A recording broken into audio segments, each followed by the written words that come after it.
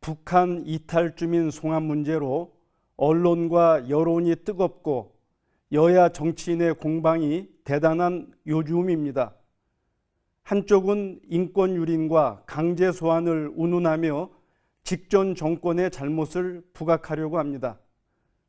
다른 쪽은 16명을 집단으로 살해한 두 사람을 추방한 것이 오히려 우리 주민을 보호하는 정당한 조치였다고 방어합니다. 우리가 양쪽의 주장만 몰두하면 개인의 입장에 따라 어느 한쪽 편을 선택할 수밖에 없습니다. 이런 때일수록 우리는 그동안의 객관적인 사실을 확인할 필요가 있습니다. 지금 우리 남한 사회에는 북한 이탈 주민 3만여 명이 거주하고 있습니다. 그들이 탈북한 동기와 탈북의 경로는 제각기 다릅니다.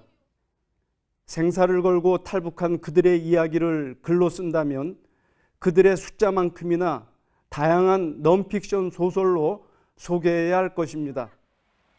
어찌되었든지 북한을 이탈한 주민들 한 사람 한 사람은 죽음을 감수할 정도의 절박한 사정을 지니고 저마다 고통스러운 탈북의 과정을 거쳤을 것이 틀림없습니다. 그러나 국정원과 통일부를 비롯한 정부 관계자들이 북한을 이탈했다는 이유 하나만으로 탈북한 모든 주민을 환대하고 수용하는 것은 아닐 것입니다. 자료에 의하면 2010년 이후 이명박 정권에서는 104명 가운데 57명을, 박근혜 정권에서는 98명 가운데 82명을, 문재인 정권에서는 74명 가운데 55명을 북한으로 다시 송환했다고 합니다. 우리 국내법은 귀순에 분명한 의사가 없거나 비정치적인 중대 범죄자에 대해서는 추방하도록 규정하고 있기 때문입니다. 1945년 8월 15일 한반도 분단 이래로 적대적인 남북관계 속에서 권력 쟁취와 정권 안보 또는 정치적 욕망을 목적으로 북풍을 조작한 사례가 여러 번 있었습니다. 총과 미사일을 쏘고 여객 항공기를 폭파하고 남북의 긴장관계를 조성하는 등 대개가 외부의 극적인 요인을 통해서 소기의 목적을 이루려는 세력들의 기획물이었습니다.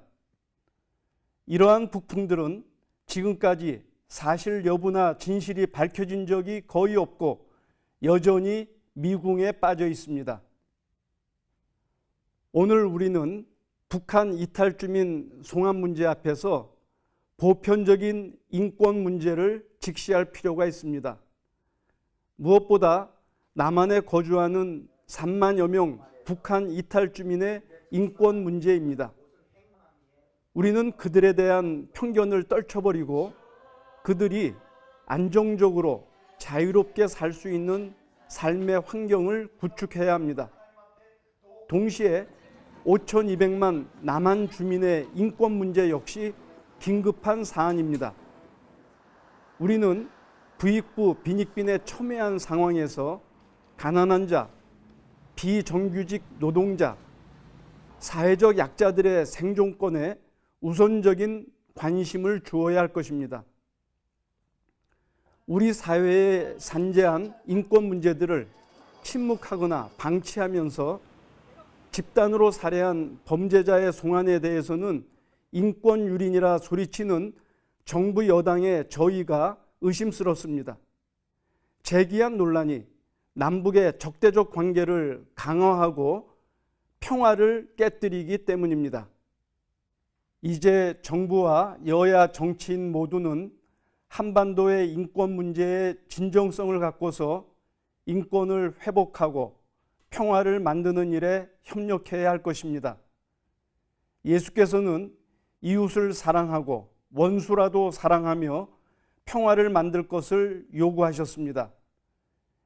예수의 사랑과 평화의 요구 앞에 겸허히 순종하며 우리 모두 인권 회복과 평화 만들기에 앞장서야 할 것입니다. CBS 논평이었습니다.